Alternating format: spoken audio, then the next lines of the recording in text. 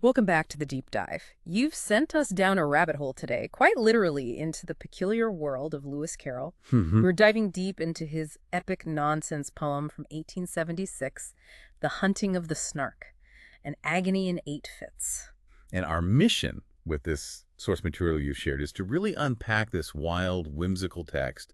We'll meet the utterly strange crew assembled Yeah. for this, well, improbable quest, Yeah.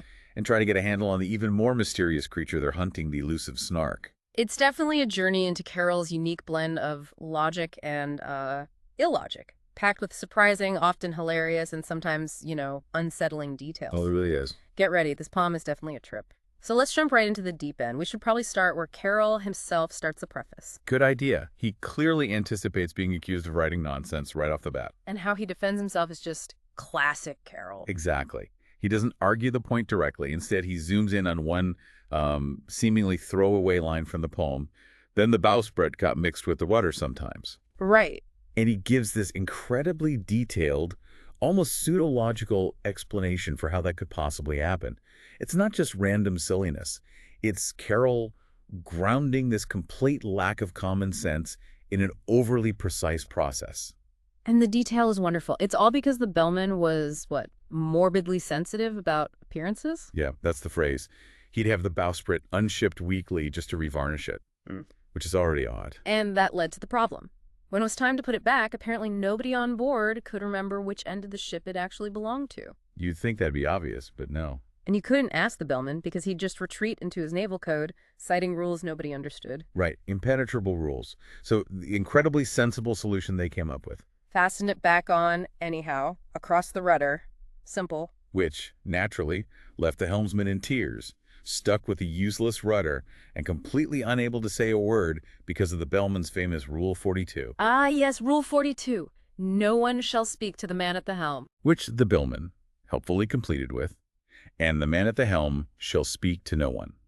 So, total communication breakdown. The consequence of this whole bizarre logical chain, steering became impossible until the next varnishing day. And during these bewildering intervals, as Carroll calls them, the ship would usually just sail backwards. It perfectly illustrates how his world runs on these rules that, maybe make sense in isolation, but lead to complete chaos when actually applied. It's that dedication to the bizarre specific detail. That's what elevates the nonsense from just like random silliness to something truly unique and memorable. Absolutely. And in that preface, he also gives a little linguistic lesson, doesn't he? He clears up pronunciation for words from Jabberwocky. Like Slithy should have a long I, like in Rive. Okay, and toves. Rhymes with groves. Got it. And he points out the common human perversity, as he calls it, of mispronouncing the first O in borogoves. People say it like the O in worry. Instead of borrow. Exactly, like the O in borrow. He then touches on the Humpty Dumpty idea of portmanteau. Words that are kind of like suitcases, packing two meanings into one. His main example is frumious. Right, combining fuming and furious. He claims it comes from indecision, like if you're trying to say both but can't pick which comes first, you might just mash them together into frumious. He even gives a Shakespearean example, imagining Justice Shallow, unsure if a name was Richard or William. Yeah, gasps out, real Guillaume, rather than fail. It's this strange, almost clinical explanation of how nonsense language works that's just so fascinating. Okay, so with that primer on Carroll's peculiar logic, let's get into the poem itself. Fit the first, the landing. We're immediately dropped into the scene as the crew arrives. And the very first line from the bellman, it just sets the whole stage for the quest. Just the place for a snark. Which he, crucially, repeats 3 times. Because, as he instantly establishes, what I tell you 3 times is true. It's like rule number 1 of this reality. So who's on this crew? It's quite a collection. Mostly professions, starting with B. Right. There's Boots, a maker of bonnets and hoods, a barrister hired to arrange their disputes. A broker to value their goods. A billiard marker. Wait, a billiard marker? His skill was beyond doubt, apparently. Though what skill? We don't know. And a banker brought on at enormous expense to hold all their cash. And, oh yeah, a beaver, who somehow saved them from a shipwreck earlier, though nobody knows the details. Its main job seemed to be pacing the deck or making lace, as you do on a snark hunt. But then we get to two of the absolute standouts. First, the guy who forgot his name. Well, this character, he's forgotten pretty much everything. His umbrella, watch, jewels, rings, even the clothes he bought specifically for the trip. Although delightfully, he did remember to wear 7 coats and 3 pairs of boots when he got on board. But left 42 carefully packed boxes behind because he just forgot to mention them. So this incredibly forgetful fellow answers to a whole bunch of names. A whole list. Hi, fry me, fritter my wig, what you may call him. What was his name? Thingamajig. And if you need a more forcible word, his friends call him Candolins. And his enemies, rather wonderfully, call him toasted cheese. Despite his ungainly appearance and small intellect, the bellman insists his courage is perfect. Apparently he jokes with hyenas. Yeah. And walked arm in paw with a bear once, just to keep its spirits up. Standard stuff. He originally signed on as a baker. Right, but then later admitted, much to the bellman's annoyance, that he only knew how to bake bride cake. And they didn't have any ingredients anyway, so kind of useless. Then the final key member is described as an incredible dunce, with just one single idea in his head. Which was? Snark. Ah. That's it. The singular focus was enough for the bellman to hire him immediately as the butcher. Ah, the butcher. And he waits a week into the journey before dropping the bombshell. That he can only kill beavers. Which is problematic. Extremely problematic, given there's only one tame beaver on board, whose death would be, deeply deplored. Understandably, the beaver hears this and protests, with tears. Suggests the butcher be put on a different ship. But the bellman says no, citing navigation plans.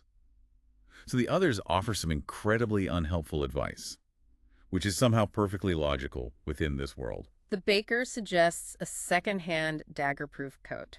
Practical. And the banker offers insurance policies, specifically against fire, and, my favorite, against damage from hail. Because hail damage is clearly the biggest threat the beaver faces from the butcher. It's just absurdly practical solutions to this very specific life-threatening situation. And despite all this, the beaver remains unaccountably shy around the butcher afterwards. You think? It's a crew just brimming with contradictions and potential disaster from the outset. Okay, so from assembling this unique group, we move to how they're actually led. Fit the second, the bellman's speech. Right. And the crew seems to genuinely respect the bellman's presence. His carriage, ease, grace, solemnity. He looks the part, but his actual leadership methods are, well, they're completely unconventional. Starting with the map. He bought a map, a large map, that only showed the sea. Not the least vestige of land? Exactly. And the crew loved this map. They called it a map they could all understand. A perfect and absolute blank. They preferred it to conventional maps with all their, Mercator signs and stuff. What does that tell you about their quest? They have a map of where they are basically floating aimlessly, but absolutely zero guidance towards where they want to be. Which they can't even define clearly anyway. It perfectly symbolizes the maybe futility of their search and his navigation method. Just tinging his bell. That's it. And his orders are baffling. Like, steer starboard, but keep your head larboard. Try making sense of that. And that bowsprit rudder issue keeps popping up, which the bellman notes frequently happens in tropical climes when a vessel is, so to speak, snarked. Ah, so getting snarked causes navigational chaos. Yeah. Good to know. Their main issue seems to be just basic sailing. Yeah, they apparently sailed west when the wind was blowing east, which really distressed the bellman. They eventually make landfall, but the location is just chasms and crags. Not exactly uplifting. Doesn't seem to please the crew much, no. So the bellman tries to boost morale. First with old jokes. Which fall flat. The crew groans. Then he serves grog. And finally resorts to giving a speech. He starts strong, borrowing from Shakespeare. Friends, Romans, and countrymen, lend me your ears. Which the crew, being fond of quotations, apparently appreciates. They cheer and toast him. The main point of the speech is that despite searching for months and weeks, they haven't actually seen a snark. Surprise, surprise. But he will now give them 5 unmistakable marks to identify a warranted, genuine snark. Finally, some specifics. Pick mark number 1, the taste. Meager and hollow, but crisp. Like a tight coat. Okay. And with a flavor of will-o'-the-wisp. Right. How do you even taste a will-o'-the-wisp? Is that a thing? In Carroll's world, apparently. Mark 2. It's habit. It gets up late. Very late. Breakfast at 5 o'clock tea and dines the following day. Very British, I suppose, but utterly impractical habits for a creature you're actively trying to hunt down. Mark 3. It's slow with a jest. You make a pun, and it sighs deeply and looks grave. No sense of humor, noted. Mark 4. It's fondness for bathing machines. Which it apparently carries around with it, thinks they add beauty to the scenery. As one does. And 5th. Ambition. Just ambition. Okay, so taste, late habits, no humor, loves bathing machines, and ambition. Those are the defining traits. But then he gets to the crucial distinction, the real point he needs to make. Which leads to the bombshell. He starts, "For although common snarks do no manner of harm, yet I feel it my duty to say, some are boojums." And he's cut off right there, because at the mere mention of the word boojum, the baker just faints dead away. And suddenly this immediate visceral fear crashes into the otherwise absurd proceedings. Things just got real. That drops us right into Fit the Third, the baker's tale. The crew's trying everything to revive the poor fainting baker. Yeah, the list is great. Muffins, ice, mustard and cress, jam, advice, even trying conundrums on him. When he finally comes round, he offers to tell his sad story. But the bellman, ever focused on the hunt, the ticking clock, is incredibly impatient. Keeps cutting him off with, "Skip all that." Yeah. And "Skip your dear uncle." Brutal. But despite the interruptions, the baker manages to get out the warning he received from his uncle. Right. The uncle's advice, if it's just a regular snark, that's fine. Fetch it home, serve it with greens. It's apparently handy for striking a light. Good to know. And the methods for seeking and hunting it are laid out. Seek it with thimbles and seek it with care. Hunt it with forks and hope. Threaten its life with a railway share. Charm it with smiles and soap. And the bellman just enthusiastically agrees. That's exactly the method. I have always been told that the capture of Snark should be tried. It's this bizarrely specific advice that they both completely endorse without question.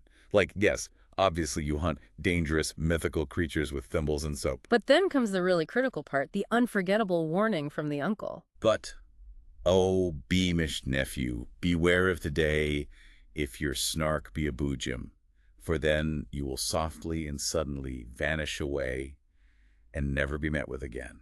Chilling stuff.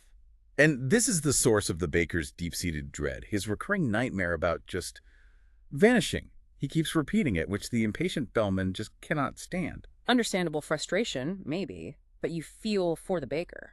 Which leads us into Fit 4, the hunting. The bellman is clearly annoyed now. This critical detail about the boojum, why wasn't it mentioned earlier? He calls it excessively awkward, with the snark, so to speak, at the door. And the baker's defense for his silence, it's perfect Carroll logic. He did tell the bellman on the day they embarked, but he told him in Hebrew, Dutch, German, and Greek, completely forgetting they spoke English. Of course, an almost perfect example of the communication breakdowns that define this whole venture. So the bellman, declaring further debate absurd now that the snark is supposedly at hand, postpones the rest of his own speech and just issues the command. "'Tis your glorious duty to seek it." And he reiterates those hunting methods again. To seek it with thimbles, to seek it with care, to pursue it with forks and hope, to threaten its life with a railway share, to charm it with smiles and soap. It's a creature that clearly requires unconventional approaches. You need to do all that you know and try all that you don't. Not a chance must be wasted today. A bit desperate, maybe. Feels like it. So the crew gears up for the hunt, each in their own unique, often completely pointless way. The banker endorses a blank check and changes silver for notes, because that'll help. The baker tidies himself up, combs his whiskers, shakes dust from his 7 coats. Boots and the broker sharpen a spade together. Okay, maybe slightly useful. Meanwhile, the beaver just ignores the barrister, who's still droning on about the legality of its lace-making. Let it go, man. And just keeps making lace. Priorities. The bonnet maker plans a novel arrangement for a bow. The billiard marker chalks the tip of his nose. Again, why is he even there? These actions have absolutely nothing to do with hunting, but they're presented as serious preparation. And the butcher. He gets nervous. Dresses up in fine clothes, yellow kid gloves, a ruff. Compares it to going out to dine.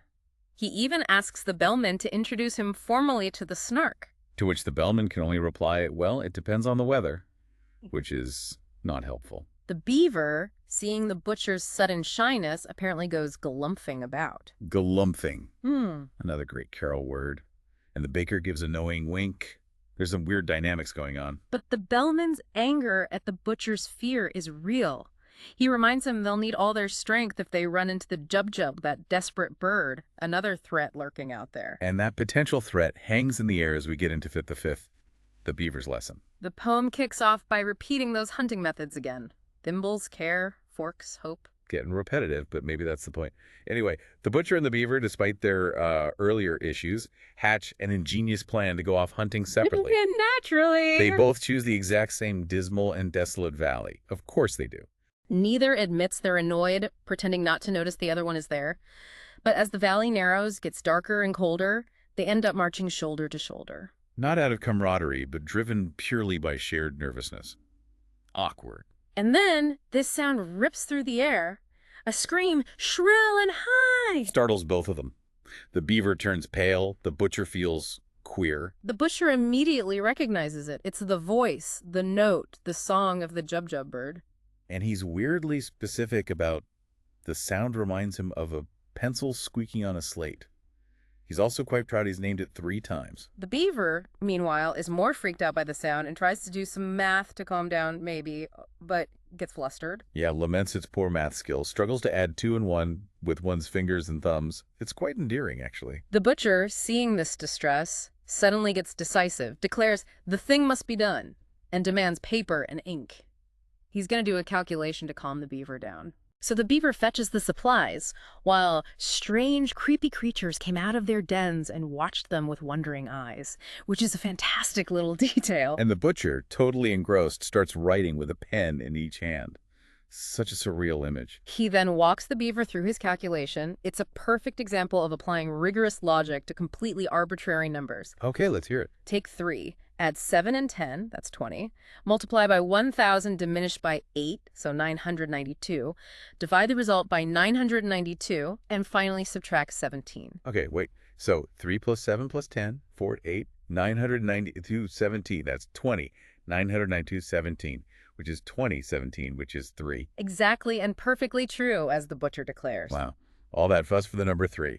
He adds, a little smugly perhaps, that he'd explain the method if they had time and if the beaver had the brain. Charming. After this mathematical interlude, the butcher launches straight into a lesson in natural history about the jub-jub bird. Okay, what are its characteristics? Well, it's described as desperate, lives in perpetual passion, has entirely absurd taste in costumes, apparently ages ahead of the fashion. A fashionable, passionate, desperate bird. Got it. It knows its friends, never takes a bribe, collects money at charity meetings, but doesn't actually subscribe or donate itself. Ah, a freeloader. What else? Its cooked flavor is more exquisite far than mutton or oysters or eggs, and it keeps best in ivory jars or mahogany kegs.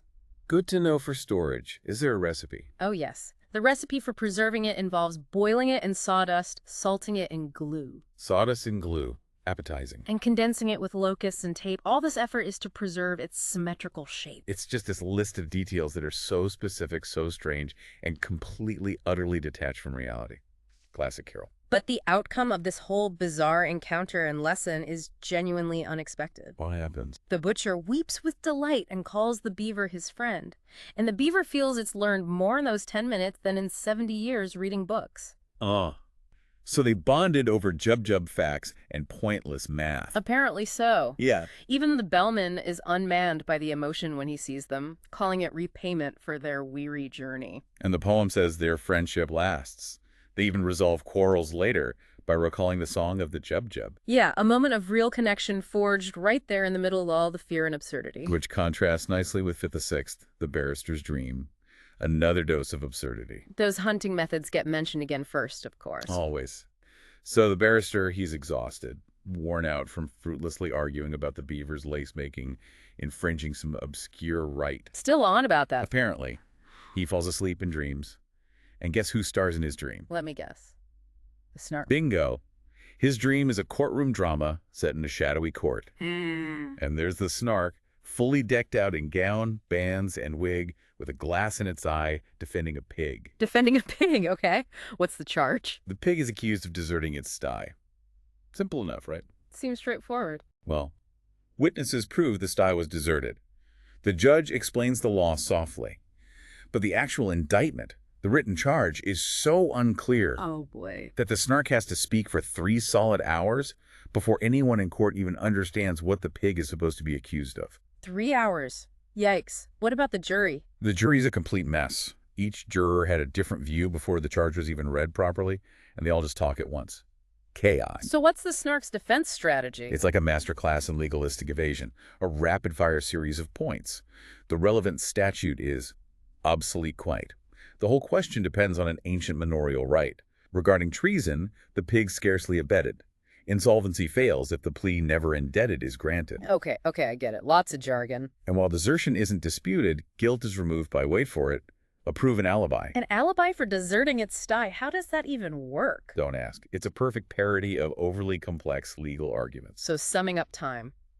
The Snark tells the judge to do it, but the judge confesses he's never summed up before. So the Snark just does it instead, adding far more than the witnesses ever had said, inflating the case. And the verdict? Does the jury manage one? Nope. They find the word verdict too puzzling to spell, so they ask the Snark to just deliver the verdict for them. Seriously. Yeah. The Snark, tired from the day's efforts, obliges and just says, guilty. Which causes the jury to groan and faint. Naturally. So, sentencing. The judge is too nervous.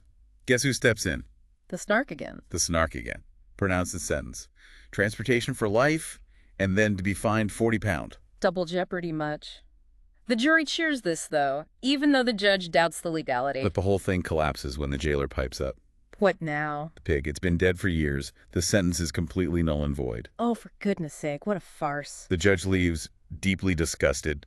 The Snark, maybe a little aghast, just keeps bellowing on to the last. It's just a perfect snapshot of bureaucratic and legal systems descending into utter absurdity. And the barrister wakes up, thinking the bellman's furious bell ringing is the Snark bellowing from his dream. From that dream of a trial, we snap back to a moment of sudden, terrifying reality in Fit the Seventh, the banker's fate.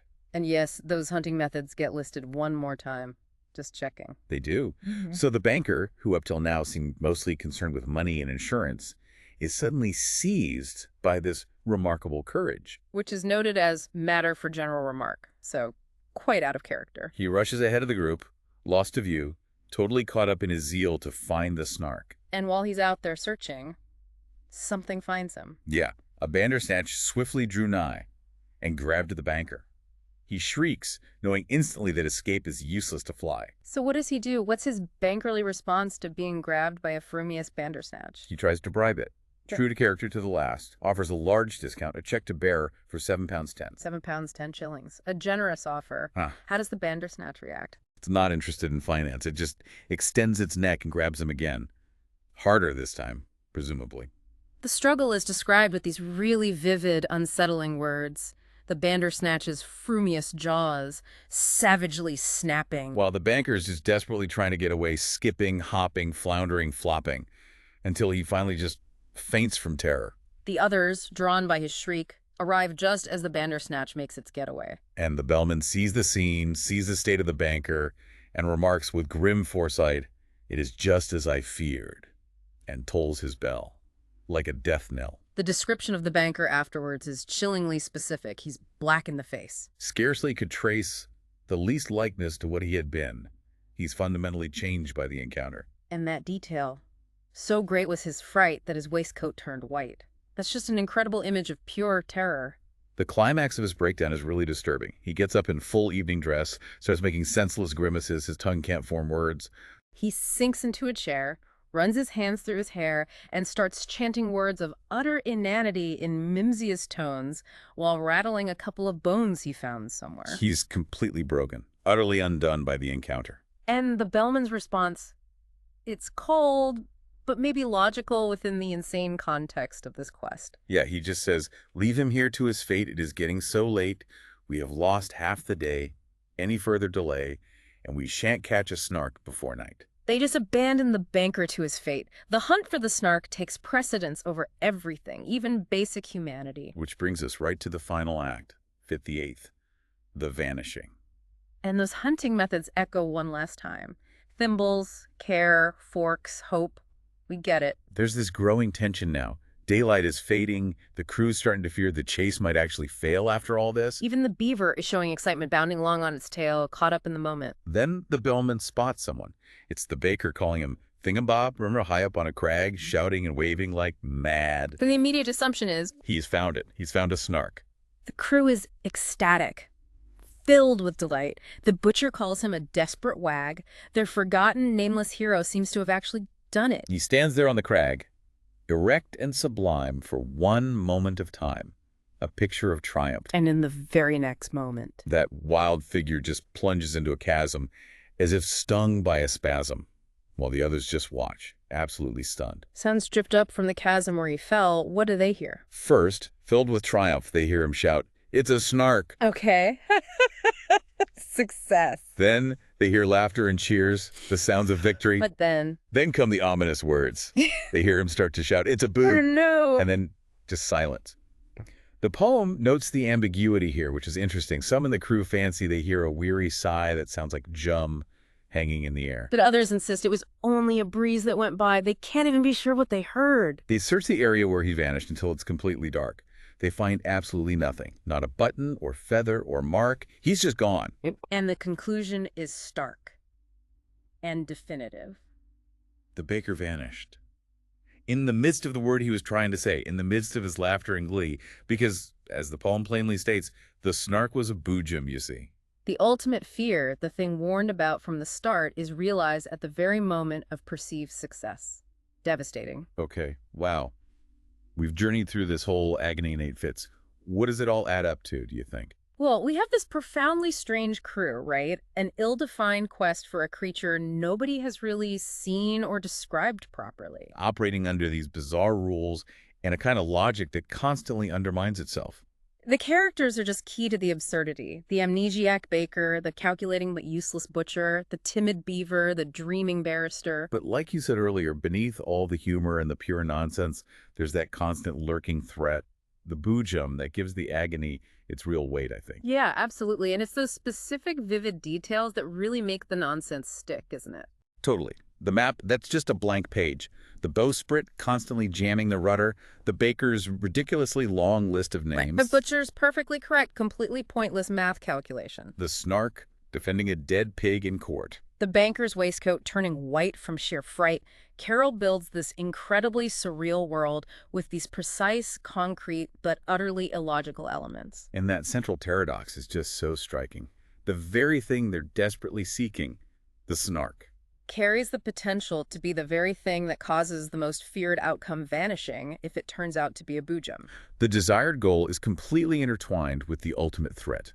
It's brilliant in a dark way, and the structure itself, calling it an agony in 8 fits, that captures the whole feeling. Agony suggests that long, drawn-out struggle, which their fruitless hunt definitely is. And fits, well, it means sections, obviously, but it also suggests those sudden seizures or bursts of intense emotion or action. Which we totally see.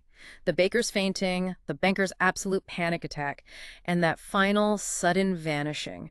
It fits perfectly. It really has been quite the deep dive into Carroll's peculiar poem today. We've met this truly unforgettable crew. Unforgettable is the word. Seen the bizarre rules governing their world, witnessed those strange encounters with creatures like the Jub-Jub and the Bandersnatch. And finally, seeing that ultimate fear realized with the baker just suddenly vanishing into thin air. The images are just so strong, aren't they? That blank map is genius. The banker's stark white waistcoat. That unlikely friendship between the butcher and the beaver, born from a shared scream. Yeah, and the sound of the Jub-Jub being like a squeaking pencil, these little details, they really stick with you long after you finish reading. This text really leaves you with a lot to chew on, doesn't it? It makes you wonder about, the nature of goals and quests in general. Like, what does it mean to pursue something? Hunt a Snark, maybe, when you're not entirely sure what that something even is. Or worse, if achieving it might mean you suddenly, inexplicably just disappear. It's a heavy thought. Does the process of the hunt itself, with all its strange encounters, those unexpected friendships, the moments of pure absurdity mixed with flashes of real terror, does that process become more important, maybe more meaningful, than the elusive, potentially deadly Snark they set out to find in the first place? That's a great question to leave things on. It's a truly unique piece of work. Thank you so much for bringing this source material to us for today's deep dive.